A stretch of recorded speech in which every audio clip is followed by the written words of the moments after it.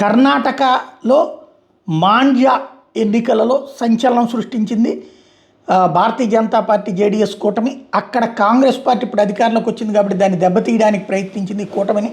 కానీ కాంగ్రెస్ ఎత్తులకి తిప్పికొట్టగలిగారు అటు JDS BJP కలిసి. మాండ్యాలో బుధవారం జరిగిన అధ్యక్ష ఉపాధ్యక్ష ఎన్నికలు, మాండ్య సిఎంసిలో ఎన్నికల్లో జేడీఎస్ బీజేపీ కూటమి విజయం సాధించింది. సిటీ మున్సిపల్ కౌన్సిల్ అన్నమాట సిఎంసి అంటే. ఇందులో హైడ్రామా నెలకొంది. ఎన్నికల్లో జేడీఎస్ బీజేపీ కూటమి 19 ఓట్లతో గెలిచింది.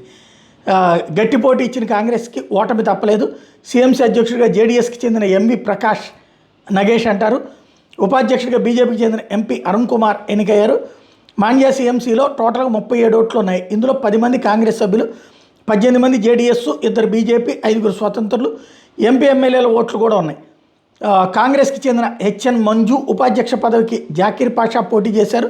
వాళ్ళకి 18 ఓట్లు సాధించి ఓటమి పాలయ్యారు. అంటే వేసిన ఎత్తుగడ గట్టిగానే జరిగింది కానీ చిట్ట చివరిలో ఫెయిల్ అయిందనమాట. అంటే 18 దాకా సాధించగలిగారు 10 ఓట్లు ఉన్నటువంటి వాళ్ళు.